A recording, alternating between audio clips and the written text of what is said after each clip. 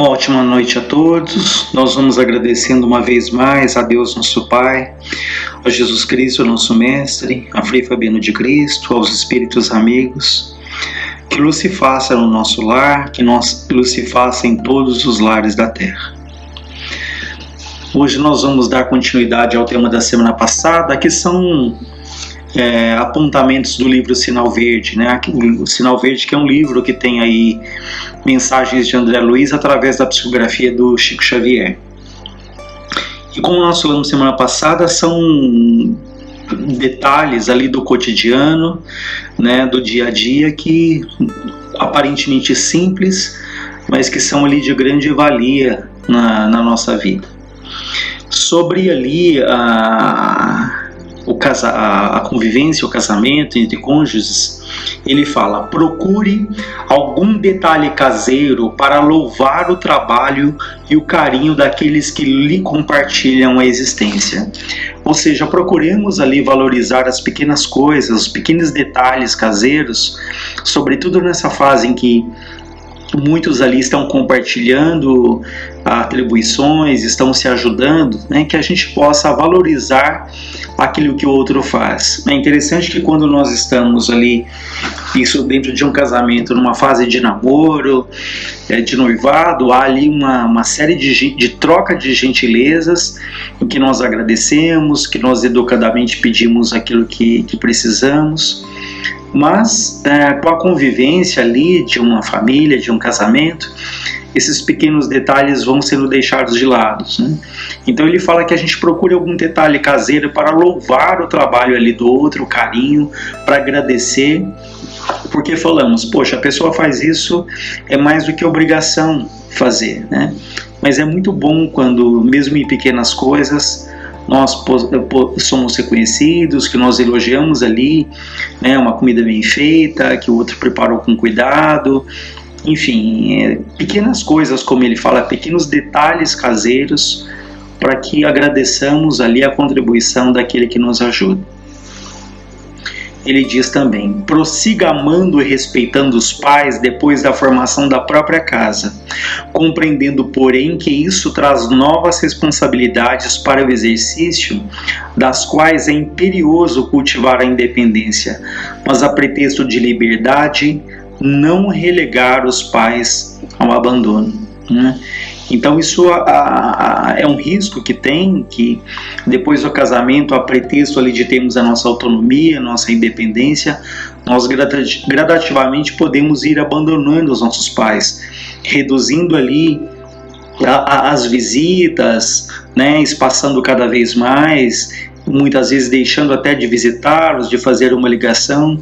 E principalmente agora nessa fase da pandemia, em que muitos pais estão isolados dos filhos, a gente percebe o quanto é importante ali esse contato, uma videochamada, né, para que as pessoas possam se ver, sobretudo ali também os pais que têm netos, né? A gente percebe casamentos em que às vezes a mulher proíbe o marido até de frequentar a própria casa dos pais por divergências ali, ou o marido também que não quer ir na casa dos sogros ou das sogras e também estimula a esposa a não frequentar a casa dos próprios pais, e situações em que a gente vê ali avós que são privados do contato com os próprios netos, né? Netos que crescem sem ali essa experiência tão rica que é esse contato com os avós, porque alguém do casal, por divergências com a família do outro, acaba se afastando. Então é muito importante que, claro, o casal ele tem a sua liberdade, mas como ele diz aqui, não relegue os pais ao abandono, né? Não abandone essas pessoas que tanto se sacrificaram ali por nós, e que eles, sobretudo nessa época da velhice, eles contam ali com a nossa atenção. Dentro ainda desse tópico entre os cônjuges, ele fala: não deprecie os ideais e preocupações do outro, né?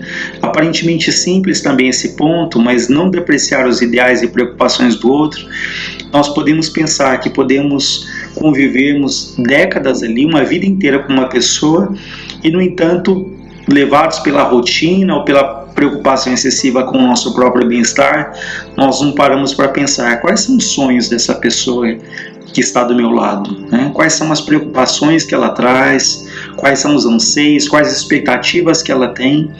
Então ele nos recomenda que nós não depreciemos, não desprezemos, né, os ideais, os sonhos, as preocupações daquele que está ali ao nosso lado. Sempre necessário compreender que a comunhão afetiva no lar deve recomeçar todos os dias, a fim de consolidar-se em clima de harmonia e segurança. Um pouco daquilo que foi dito anteriormente, né, que quando ali há uma fase do namoro, da conquista, da atração, temos esse cuidado com o outro, esse zelo.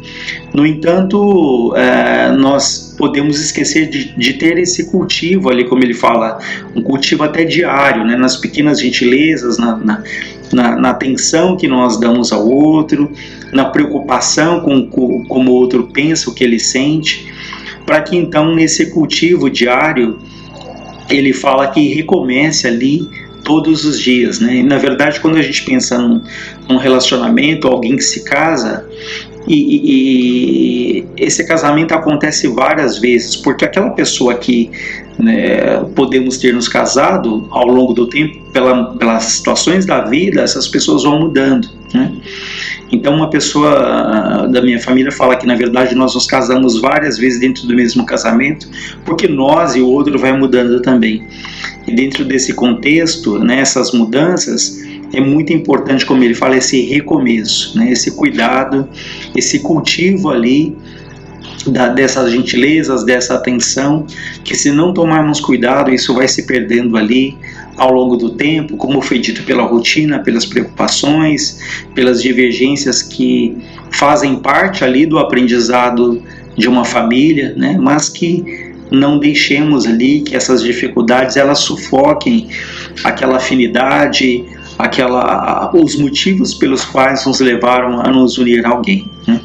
Até a Joana de Ângeles fala o cuidado quando ali aqueles silêncios intermináveis, né, a mulher que fica ali se dedica excessivamente ali a só assistir a televisão, o homem que às vezes só assiste o jornal, enfim, uma irritação que ele fala costumeira quando a gente está se aproximando do lar, já imaginando ali situações de desgaste, enfim, são pequenos pontos que a Joana de Ângeles nos diz para que tomemos o cuidado, para que isso não vá minando o relacionamento, né? Então por isso essa necessidade, essa recomendação desse recomeço, desse cultivo diário ali dentro por parte do casal. Parentes problemas, né? O André Luiz nos fala: o parente problema é sempre um teste com que se nos examina a evolução espiritual.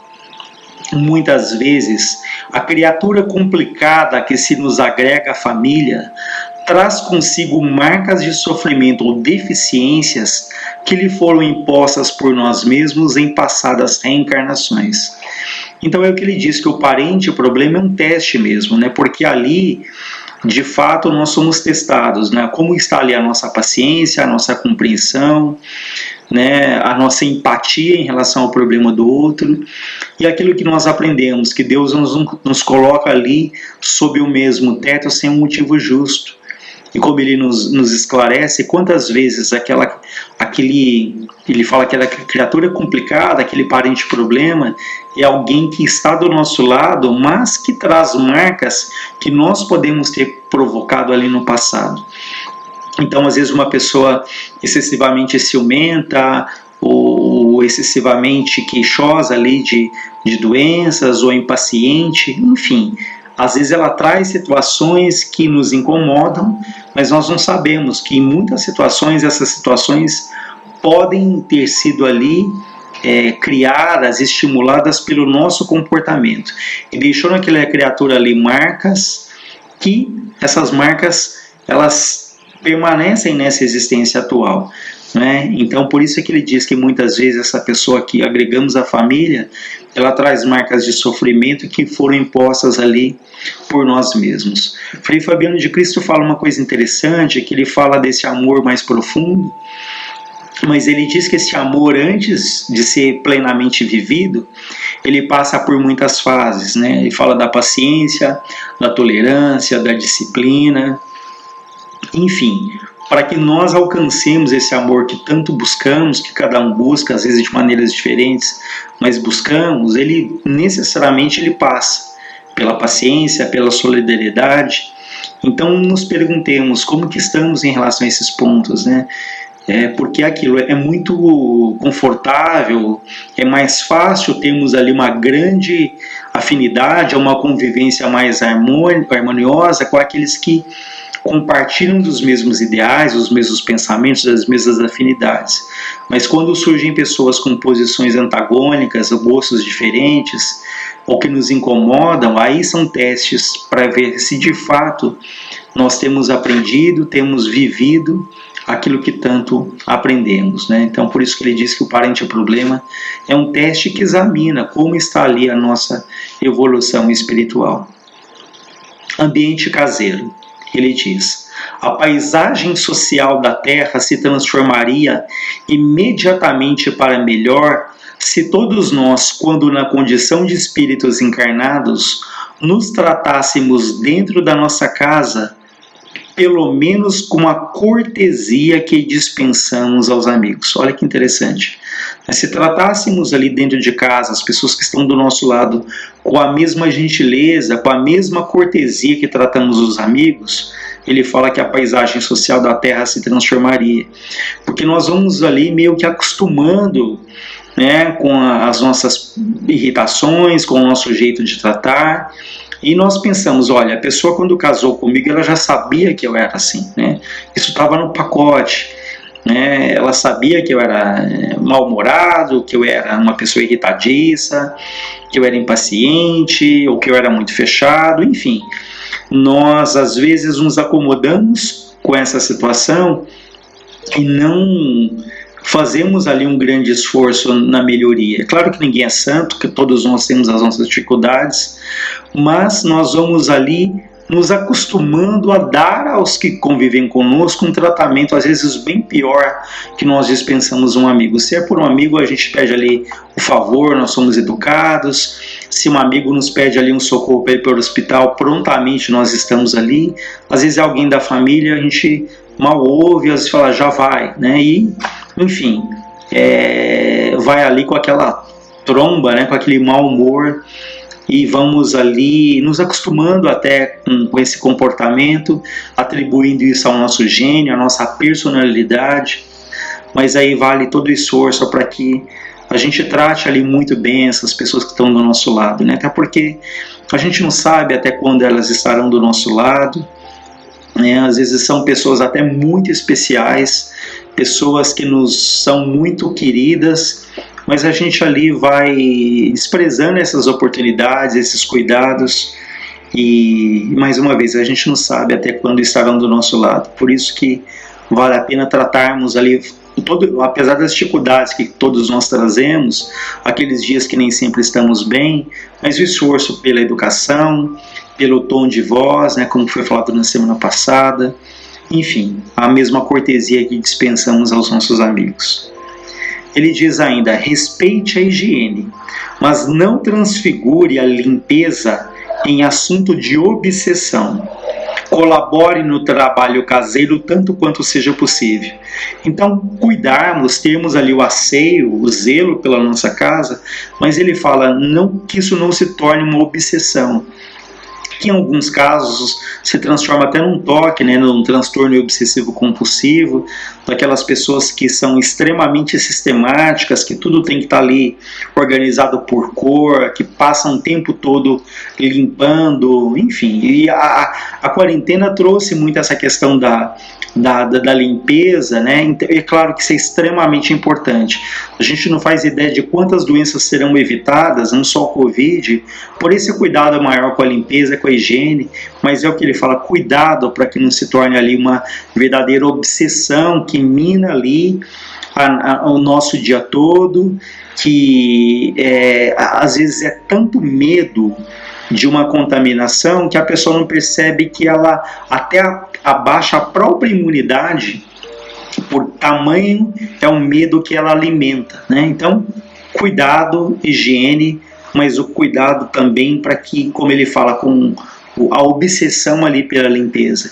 E a gente vê relatos de pessoas que passam a semana e o final de semana fazendo limpeza, que elas até, como muitos estão em casa, em home office, elas perderam a noção do que é um final de semana, ou seja, sábado às vezes o dia inteiro, domingo o dia inteiro, estão ali limpando, mas é importante que a gente proteja ali um espaço, não, agora eu preciso descansar, eu preciso relaxar, né? Então, para que, mais uma vez, respeitar a higiene, como ele fala, mas não tornar uma coisa obsessiva, né? E colaborar no trabalho caseiro, né? Hoje, mais do que nunca, nós somos convidados a isso, né? Lavar uma louça, ajudar ali nas tarefas, na divisão, para que ninguém se sinta sobrecarregado, né? Porque a gente lembra aí no caso das mulheres, que ser mãe, às vezes está trabalhando em casa, ser esposa, administrar muitas vezes uma casa às vezes é uma sobrecarga muito grande, então é extremamente importante essa divisão ali de tarefas, essa colaboração no trabalho caseiro. Bom, em função do tempo, nós vamos encerrando por aqui. Acho que nós podemos continuar mais uma semana, acho que falando desses pequenos pontos, mas que eu acredito que sejam interessantes aí para o nosso dia a dia. Então, uma boa noite a todos, um ótimo final de semana.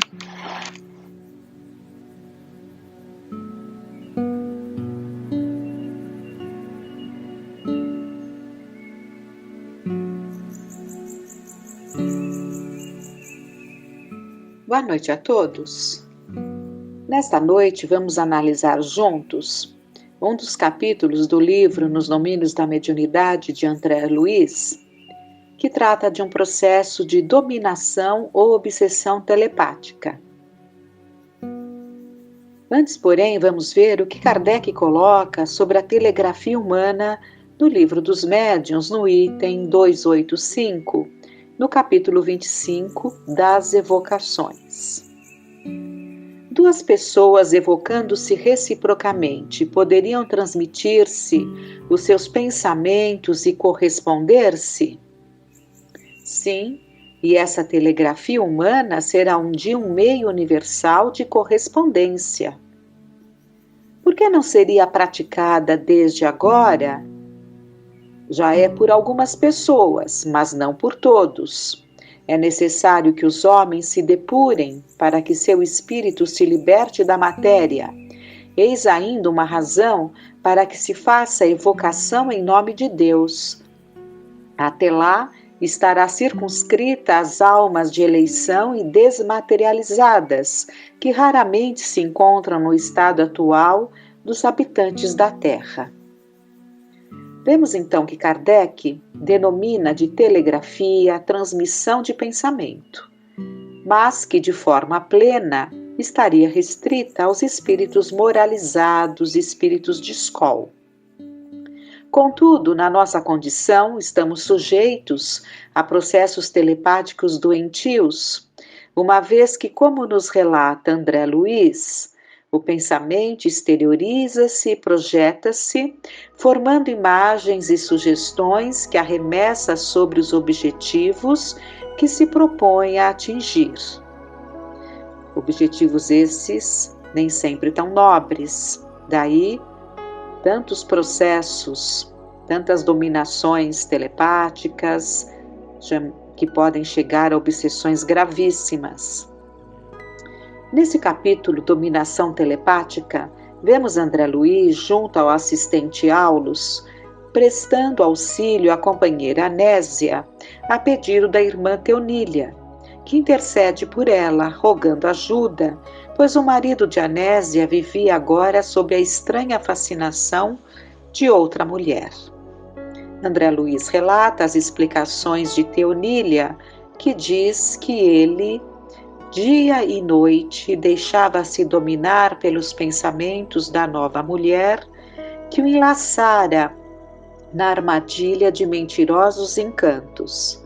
Em casa, nas atividades da profissão ou na via pública, era ela, sempre ela, a senhorear-lhe a mente desprevenida. Transformara-se o mísero num obsediado autêntico, sob constante atuação da criatura que lhe anestesiava o senso de responsabilidade para consigo mesmo. Não poderia Aulus interferir? Não seria justo afastar semelhante influência como se extirpa uma chaga com o socorro operatório? O assistente ouviu-a com calma e falou conciso. Conheço Anésia e nela estimo a admirável irmã.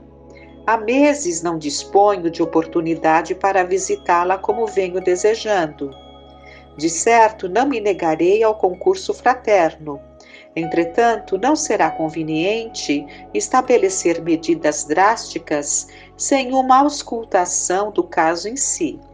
Sabemos que a obsessão entre desencarnados ou encarnados, sob qualquer prisma em que se mostre, é uma enfermidade mental reclamando por vezes tratamento de longo curso. Quem sabe se o pobre Jovino não estará na condição de um pássaro hipnotizado, não obstante o corpanzil que lhe confere aparências de robustez no plano físico? Ele coloca esse questionamento. Se ele não estaria como um pássaro hipnotizado, preso a um processo hipnótico. Do que posso perceber, anotou a interlocutora, vejo tão somente um homem comprometido em trabalho digno, ameaçado por perversa mulher.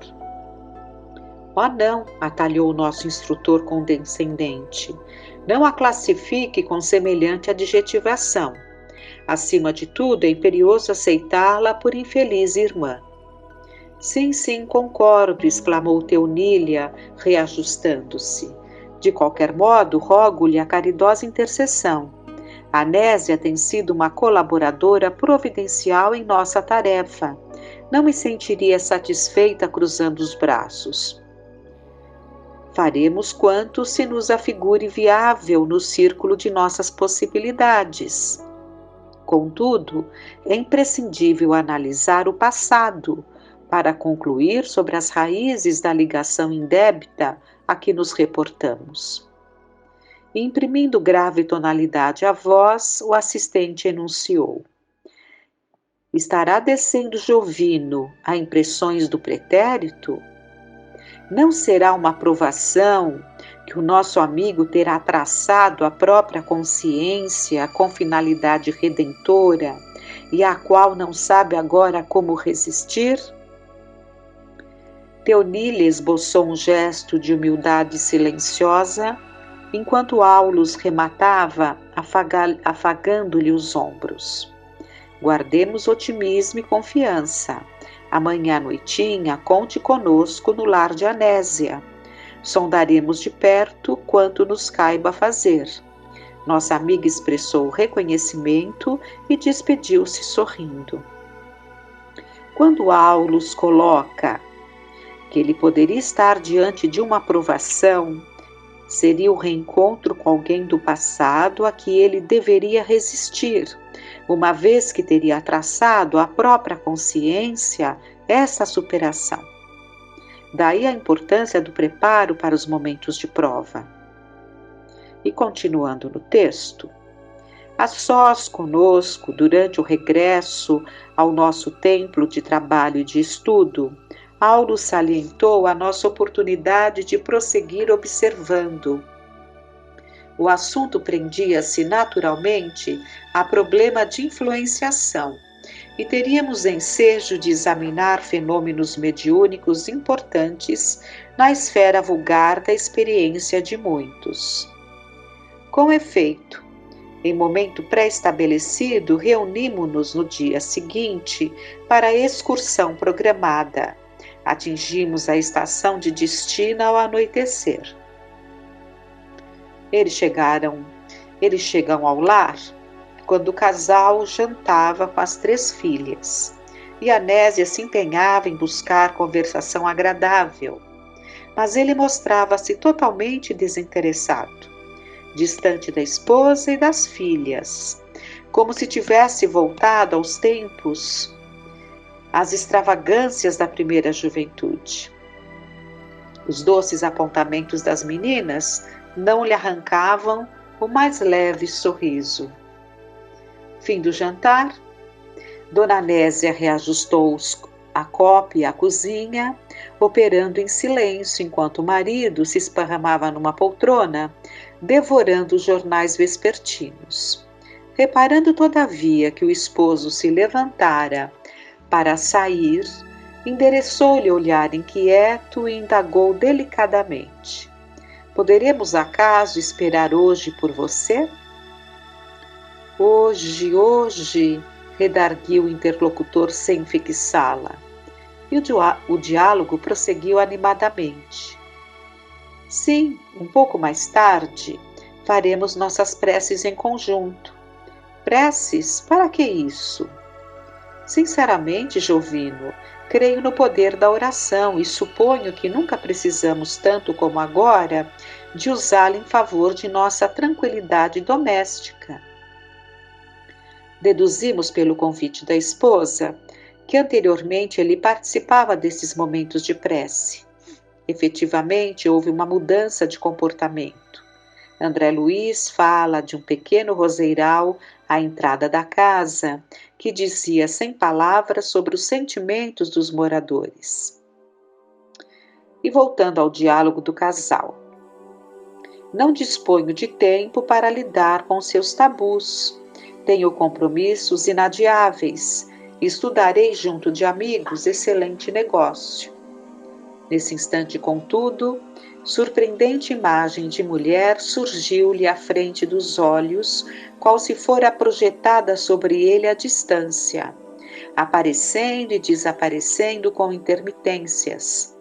Jovino fez-se mais distraído, mais enfadado. Fitava agora a esposa com indiferença irônica, demonstrando inexcedível dureza espiritual. Intrigados com o fenômeno sob nossa vista, ouvimos Anésia que, enlaçada por Teonília, dizia quase suplicante: Jovino, você não concorda que temos estado mais ausentes um do outro quando precisamos estar mais juntos? Ora, deixe de pieguices. Sua preocupação seria a própria há 20 anos, quando não éramos senão tolos colegiais. Não é bem isso. Inquietam-me nosso lar e nossas filhas. De minha parte, não vejo como torturar-me. Creio que a casa está bem provida e não estou dormindo sobre nossos interesses familiares. Meus negócios estão em movimento. Preciso de dinheiro e, por essa razão, não posso perder tempo com beatices e petitórios, endereçados a um Deus que, sem dúvida, deve estar muito satisfeito em morar no céu sem lembrar-se deste mundo.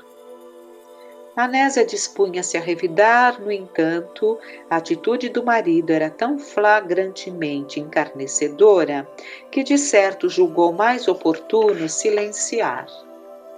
O chefe da família, depois de apurar o nó da gravata vivamente colorida, bateu a porta estrepitosamente sobre os próprios passos e retirou-se.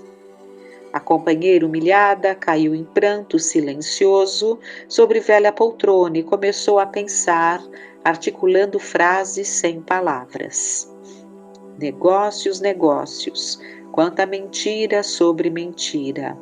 Uma nova mulher, isso sim, mulher sem coração, que não nos vê os problemas, dívidas, trabalhos, canseiras, nossa casa hipotecada, nossa velhinha a morrer, nossas filhas cedo arremessadas à luta pela própria subsistência. Enquanto as reflexões dela se faziam audíveis para nós, Irradiando-se na sala estreita, vimos de novo a mesma figura de mulher que surgira à frente de Jovino, aparecendo e reaparecendo ao redor da esposa triste, como que a fustigar-lhe o coração com invisíveis estiletes de angústia, porque a Anésia acusava agora indefinível mal-estar.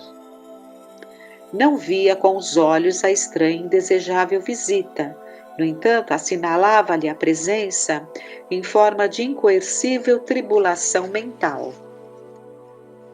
De inesperado, passou da meditação pacífica a tempestuosos pensamentos. Lembro-me dela, sim, refleti agora em franco desespero. Conheço-a. É uma boneca de perversidade. Há muito tempo vem sendo um veículo de perturbação para a nossa casa. Jovino está modificado, abandona-nos pouco a pouco. Parece detestar até mesmo a oração. Ah, que horrível criatura, uma adversária qual essa, que se imiscuiu em nossa existência, à maneira da víbora traiçoeira. Se eu pudesse, haveria de esmagá-la com os meus pés, mas hoje guardo uma fé religiosa que me forra o coração contra a violência. À medida, porém, que Anésia monologava intimamente em termos de revide, a imagem projetada de longe abeirava-se dela com maior intensidade, como que a corporificar-se no ambiente para infundir-lhe mais amplo mal-estar. A mulher que empolgava o espírito de Jovino ali surgia, agora visivelmente materializada aos nossos olhos. E as duas, assumindo a posição de francas inimigas, passaram a contenda mental. Lembranças amargas, palavras duras, recíprocas acusações. A esposa atormentada passou a sentir desagradáveis sensações orgânicas. O sangue afluía-lhe com abundância à cabeça, impondo-lhe aflitiva tensão cerebral. Quanto mais se lhe dilatavam os pensamentos de revolta e amargura, mais se lhe avultava o desequilíbrio físico. Teonília afagou-a carinhosa e informou ao nosso orientador: há muitas semanas, diariamente, se repete o conflito. Temo pela saúde de nossa companheira. Aulus deu-se pressa em aplicar-lhe recursos magnéticos de alívio e, desde então, as manifestações estranhas diminuíram até completa sensação. Efetivado o reajustamento relativo de Anésia e percebendo-nos a curiosidade, o assistente esclareceu: Jovino permanece atualmente sob imperiosa dominação telepática, a que se rendeu facilmente e, considerando-se que marido e mulher respiram em regime de influência mútua, a atuação que o nosso amigo vem sofrendo envolve Anésia, atingindo-a de modo lastimável, porquanto a pobrezinha não tem sabido imunizar-se com os benefícios do perdão incondicional. Hilário, intrigado, perguntou: examinamos, porém, um fenômeno comum?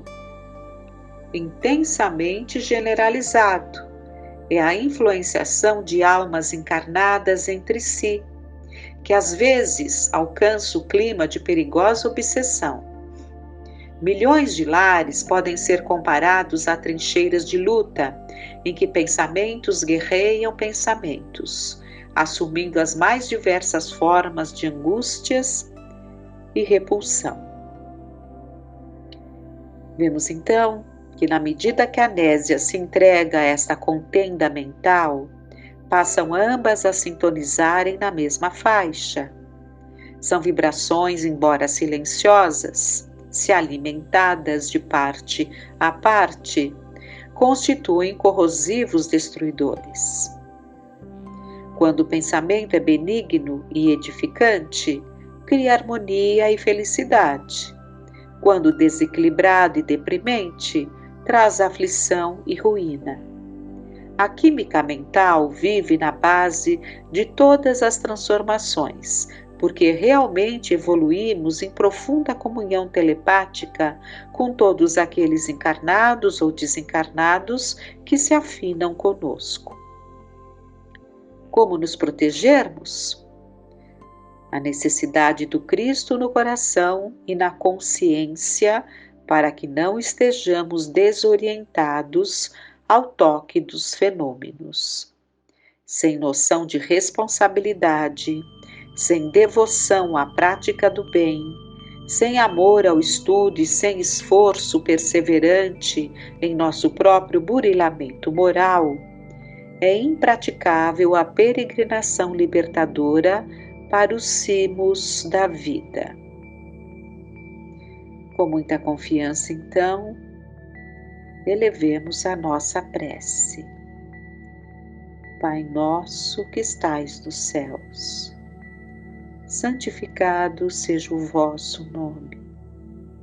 Venha a nós o vosso reino, seja feita a vossa vontade, assim na terra como no céu. O pão nosso de cada dia nos dai hoje. Perdoai as nossas dívidas, assim como perdoamos aos nossos devedores. Não nos deixeis cair em tentação, mas livrai-nos de todo o mal. Tenhamos uma noite de paz.